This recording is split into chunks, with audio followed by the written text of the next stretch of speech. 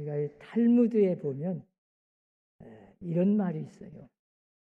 감사를 모르는 자를 벌하는 법을 하나님께서 만들지 아니한 것은 감사할 줄 모르는 자를 이미 불행으로 벌하셨기 때문이다.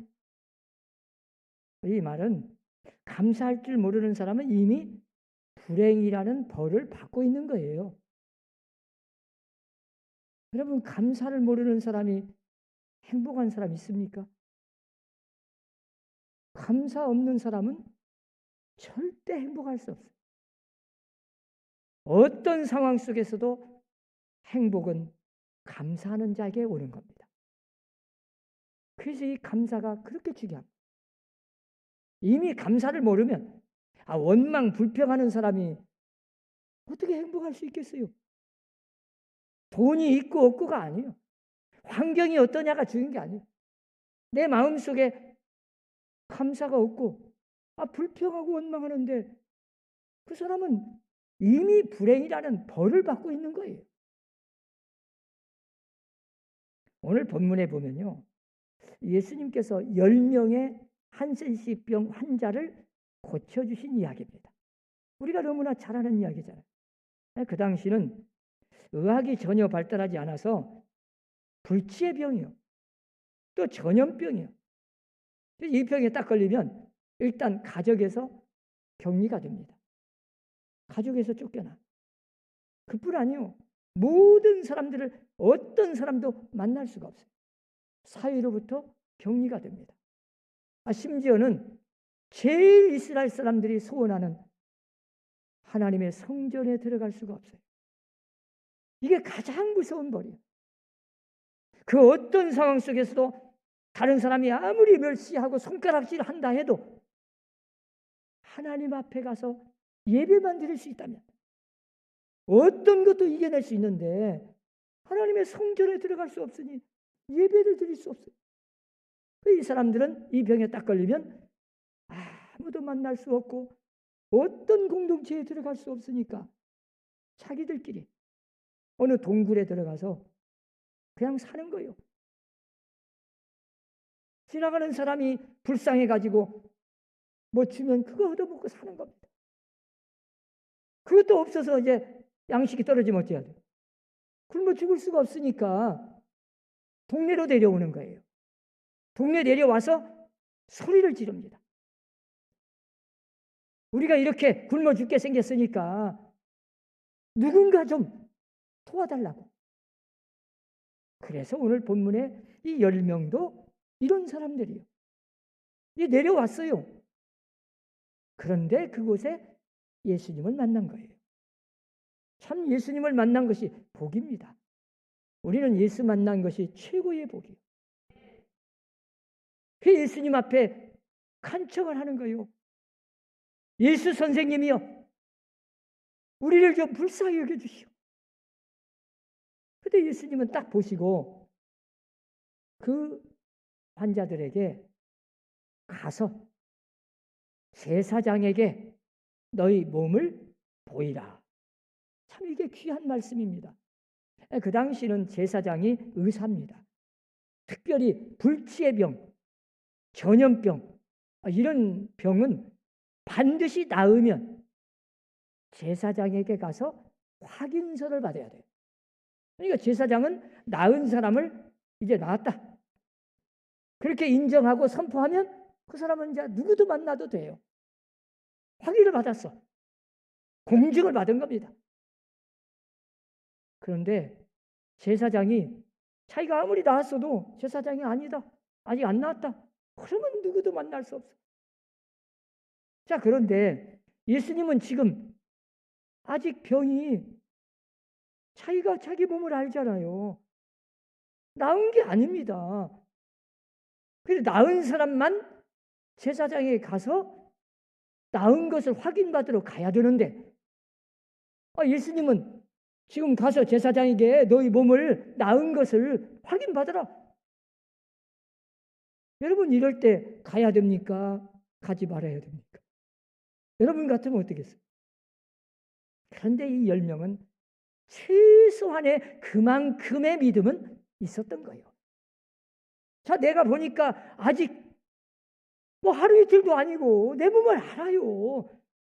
아직 나은 것이 아닙니다. 그런데 예수께서 저분은 하나님이라 말씀만 하시면 그대로 된다는 믿음이 그래도 조금이라도 있었던 거예요. 그러니까 간 거예요. 가다가 보니까 자기들의 병이 나은 것을 확인했다는 겁니다. 믿음이라는 건 언제나 이렇게 행동이, 순종이 먼저인 거예요. 우리가 과학이라는 것은 내 눈으로 확인하고 막 증명을 해가지고 몇 번씩 반복해서 또 확인하고 또 확인해서 반복적으로 이제는 확실하다. 증명이 되면 그때 행동으로 옮기는 거예요. 이게 과학이에요. 그런데 믿음은 반대입니다. 아직 증명이 안 됐어요. 내 눈으로 확인이 안 됐어. 아직 안 나왔습니다. 그런데 하나님의 말씀은 벌써 미래를 지금 현재로 가져온 거예요. 그래서 제가 늘 이야기하잖아요. 믿음이라는 뜻이 이 미완료 과거형이요. 아직 눈으로 보면 아직 안 나왔는데 저 미래에 조금 지나면 나온 거예요. 그걸 미리 가져오는 거예요. 난 나왔다. 가보니까 뒤에 쫓아오면서 증명이 되어버린 거예요. 나은 것이 확인됐어요. 이렇게 다 나았을 때 내가 병이 나은 것을 확인할 때 그 중에 한 사람, 사마리아 사람, 죄인 취급받던, 손가락질 받던 그 사마리아 사람 한 사람만 큰 소리로 하나님께 영광을 돌렸다.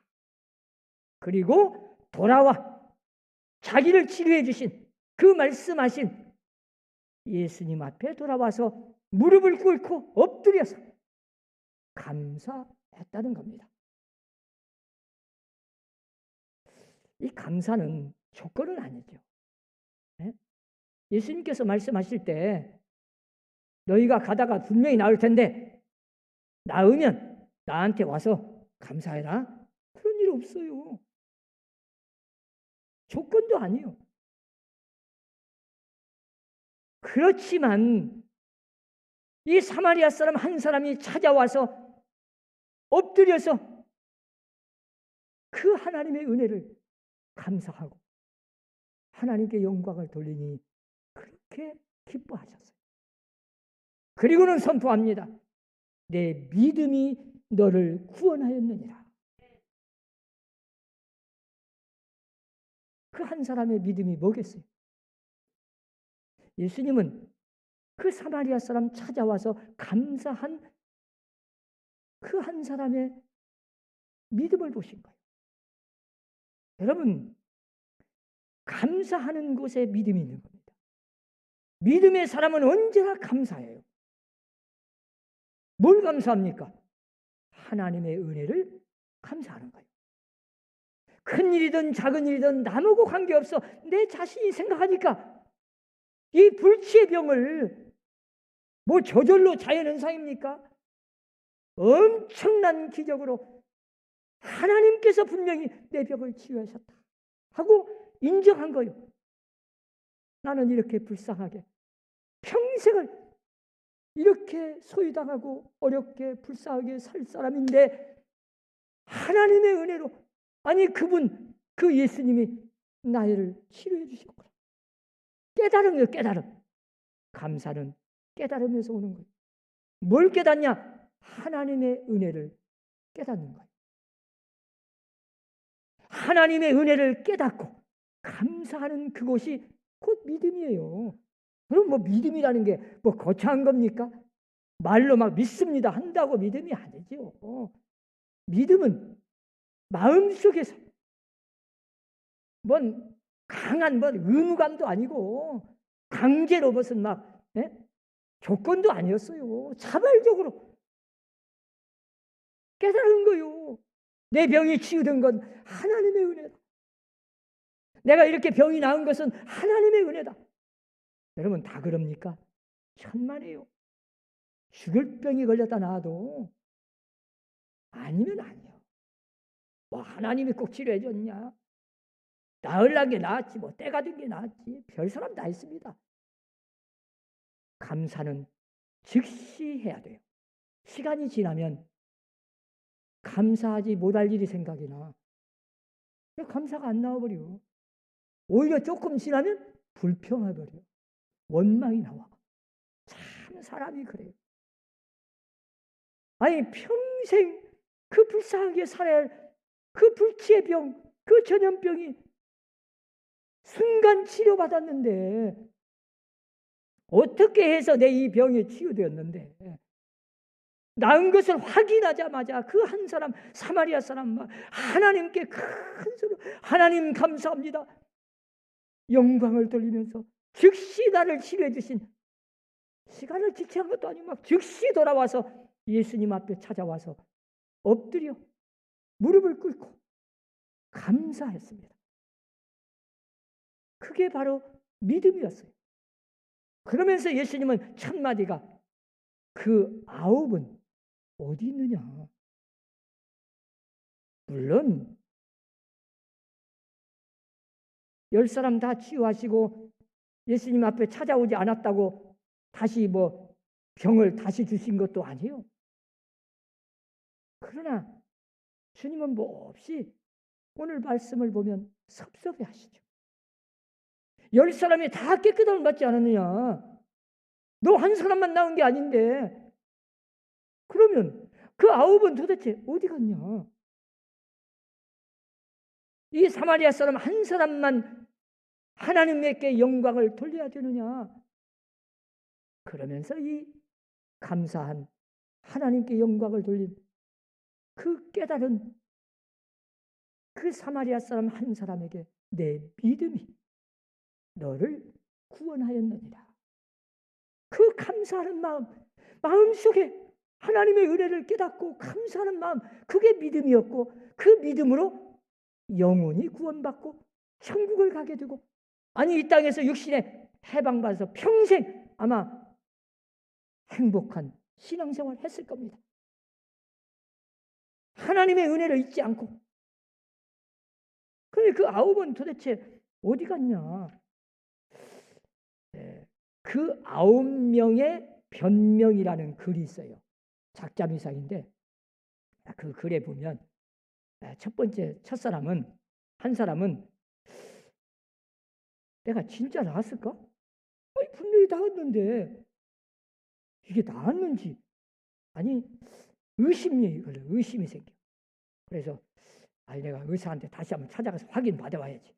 진짜인지 가짜인지 내가 이거 도저히 믿기질 않아. 의심하는 사람들이 있죠. 네. 또 한 사람은 분명히 낫기는 나았어. 그런데 조금 시간 더 지나봐야지. 재발할지도 모르고 한 3일, 5일, 일주일은 지나봐야 내가 나았는지 확인이 되는 거지. 지금 이렇게 나았다고 내 병이 어떤 병인데. 신중론자가 있습니다. 신중론자. 그리고 또 어떤 사람은 그래요. 세 번째 사람은 내 병이 아마 그 불치의 병, 그 한센시 병이 아니었을 거요. 어떻게 그 병이 낫겠어? 아마 내 병은 좀 특별한 피부병이었겠지. 이러고 좀 회의를 해. 그러고 안 갔을 거야. 그리고 또 한 사람은 아니 꼭 그분이 치료했다고 뭘 가지고 말이야. 그분이 뭐 나한테 안쓰러워해줬어. 뭐 나한테 뭐 약을 지어줬어요. 그냥 아무 말씀도 안 하고 딱 한마디요. 저 제사장이 가서 너희 몸을 보이라. 그 말밖에 한 일 없으니 꼭 예수님이 치료했다고 어떻게 알아? 이러고 또 예수님의 능력을 그냥 상대화시켜버려. 별 사람이 다 있습니다. 그리고 어떤 사람은 뭐 때가 되니까 나았겠지. 꼭 뭐 하나님이 치료했다고 어떻게 알아? 사실 사람이 이렇게 변해버려. 또 한 사람은 그래요. 나았지만 순간 생각나는 게 있어. 내가 병이 걸리기 전에 집에 그 재산, 그 재물 혹시 누가 다 가져가 버렸을지 모르니까 빨리 거기부터 가보자. 그럼 또 갔을지 몰라. 또 어떤 사람 뭐요? 아내가 병 걸리기 전에 가족 오고 살 때 내 가족 식구가 있잖아. 자식도 있고 아내도 있고. 근데 내 아내가 지금까지 시집 안 가고 딴 데로 안 가버리고 있을까? 가봐야지. 거기부터 가봤는데 아마 별 사람이 났을 거요. 변명하고 핑계거리 많습니다. 그런데 이 사마리아 사람 한 사람은 최우선으로 가장 먼저 나음을 확인하고 즉시 바로 하나님께 감사, 영광을 돌리면서 그 낫게 해주신 주님 앞에 찾아와서 즉시 무릎을 꿇고 겸손하게 엎드려 내 병을 치유해 주심을 감사합니다. 고백했을 때 그게 믿음 아니겠어요? 그래서 예수님은 그 아홉은 도대체 어디 갔냐? 섭섭해하시죠. 조건은 아니지만 감사가 없는 사람 하나님은 기뻐하실 리가 없죠. 그러나 감사하는 자를 하나님은 그렇게 기뻐하세요. 우리 사람도 그러잖아요. 내가 별것도 한 거 없어. 조금 도와준 거 많이 없어. 근데 조그마한 것 좀 도와줬는데 그분은 그냥 그 작은 거 도움받았다고. 몇 번이고 막 고맙다고. 그렇게 표현을 하면 말이라도 그렇게 고맙다는 말 한마디가 도와준 사람 입장에는 엄청나게 감동을 받아. 그래서 막 또 도와주고 싶어. 그런데 나는 정말 최선을 다해서 엄청나게 도움을 줬는데 그 도움 받은 사람은 고맙다는 말 한마디 없고 이러면 참 얼마나 섭섭하겠어요. 하나님도 마찬가지. 여러분 하나님의 은혜가 다른 건 다 우리가 잊어먹어도 내가 어떤 사람입니까? 얼마나 큰 죄인입니까?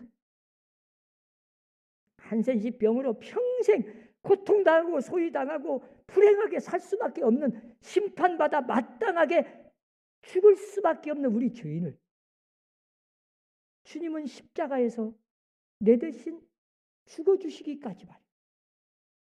생명을 바쳐 나를 구원해 주셨는데 생명의 은인인데 그런데도 우리는 그 하나님의 은혜를 얼마나 기억하고 깨닫고 감사하고 날마다 순간순간 주님의 십자가의 은혜 나를 구원시켜 주신 이 구원의 은혜를 감사하는 마음으로 고백하면서 사냐. 다 마음은 있어. 한 번쯤 주님이 내 죄를 위해서 죽어주셨지. 감사하다. 그 정도 가지고 되겠습니까? 어떤 사람이 믿음 생활을 잘하는 겁니까? 간단해요. 얼마나 날마다 순간순간 하나님의 은혜를 기억하고 깨닫고 감사하는 마음을 차원에서 막 자발적으로 마음속에서 우러나 하나님 감사합니다. 그 입술의 열매가 찬양이잖아요. 찬양이 뭐요? 하나님께 영광을 돌리는 거. 하나님 감사합니다. 내용은 간단해요. 다 각자 다르겠지만 첫째 공통적인 가장 근본적인 감사할 이유는 나 같은 죄인이 구원받은 감사예요. 이 구원의 은혜가 얼마나 크고 감사한지 내가 병들어서 오늘 이 시간 세상을 떠난다 해도 내가 오늘 먹을 끼니가 없어서 굶어 죽는 한이 있어도 나는 감사해야 돼요. 왜? 내 생명이 구원받았어요. 천하를 주고도 바꿀 수 없는 내 생명이 구원받았잖아요. 네? 근데 우리 사람은요, 시간이 지나면 감사를 잃어버려요. 그래서 감사는 즉시 해야 됩니다. 은혜 받으면, 깨달으면 즉시 감사를 고백을 해야 돼요. 하나님 감사합니다. 하나님께 찾아와서 무릎을 꿇고 그 자리에서 그 모습 그대로 감사해야 돼요. 아마 9명은 그래, 낫기는 낫지. 근데 내가 어떻게 이런 모습으로 막 붕대 감고 막 이런 더러운 모습으로 목욕도 안 했는데 내가 집에 가서 목욕도 하고 좀 깨끗한 옷 갈아입고 그러고 내가 가서 예수님께 찾아가서 감사해야지, 예물도 가지고 가서, 이렇게 생각하고 가버린 사람 있을 수 있어요. 그러나 이 사마리아 사람 한 사람은 아니요. 이미 예수님은 나같이 이 더러운 사람을 사랑해 주셨고 말씀하셨고, 그래서 그 모습 그대로 그냥 간 거예요. 하나님은 언제나 우리의 있는 모습 그대로 받아주십니다. 너무 그렇게 변명 늘어놓고 이것저것 생각하다 보면 감사 어디로 가버려요. 감사는 있는 모습, 죄인이면 죄인 그대로 하나님 앞에 나가서, 하나님, 나는 죄인입니다. 하나님이 나를 이렇게 사랑해 주셔서 감사합니다. 나를 구원해 주셔서 감사합니다. 내 병을 치유해 주셔서 감사합니다. 나를 이렇게 밥 먹고 살 수 있도록 가정도 주시고 직장도 주심을 감사합니다. 대한민국에서 태어나고 선함교회에 다니는 거 감사하고, 오늘 이렇게 건강한 모습으로 하나님 앞에 주일날 예배를 드릴 수 있다는 거 감사하고, 숨쉬고 살아있다는 것이 얼마나 감사한지 항상 감사하며 사는 여러분들 되시기를 바랍니다. 토레이라고 하는 목사님이 있는데요. 이 토레이 목사님이 어느 날 설교를 하다가 20년 전에 있었던 사건 이야기를 합니다. 미국의 미시간호에서 승객을 가득 태운 배 한 척이 그만 침몰을 해가지고 엄청난 많은 사람이 죽었습니다. 근데 그때 수영 선수가 하나 있었는데 청년이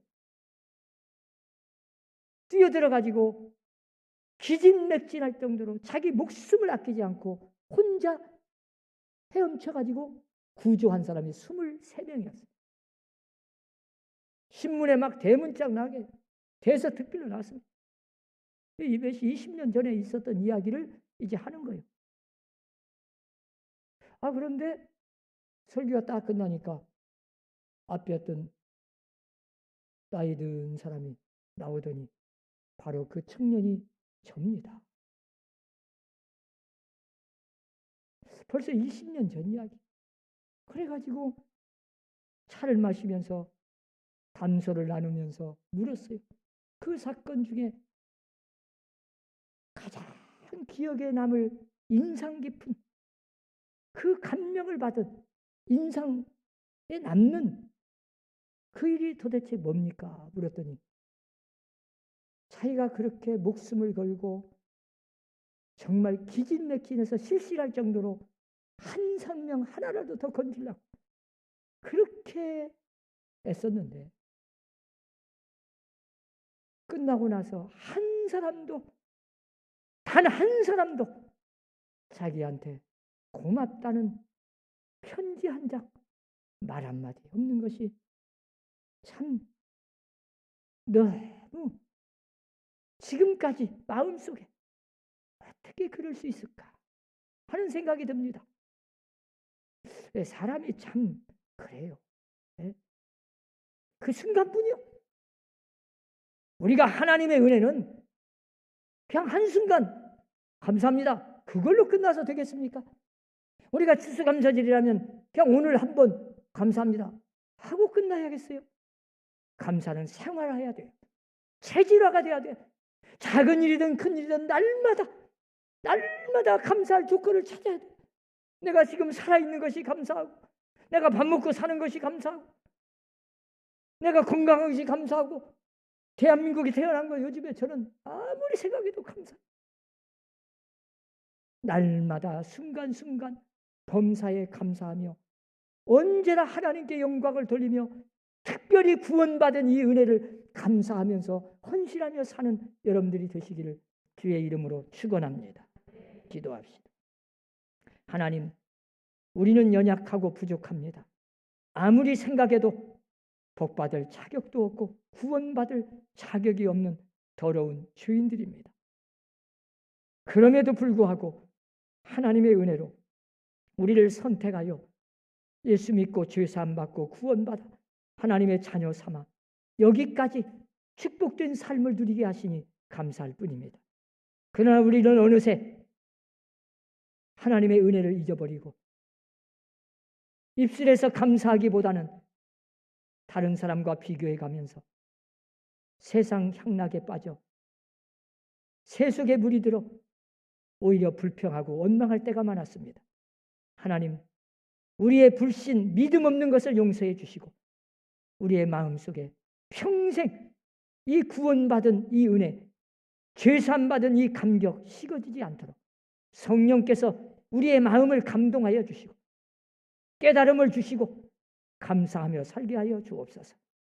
그리고 어떤 일이 있어도 우리의 입술에서 불평 불만이 없게 하시고 하나님의 은혜를 깨닫고 감사하며 헌신하며 살 수 있도록 믿음의 은사를 주시옵소서. 예수님 이름으로 기도합니다. 아멘.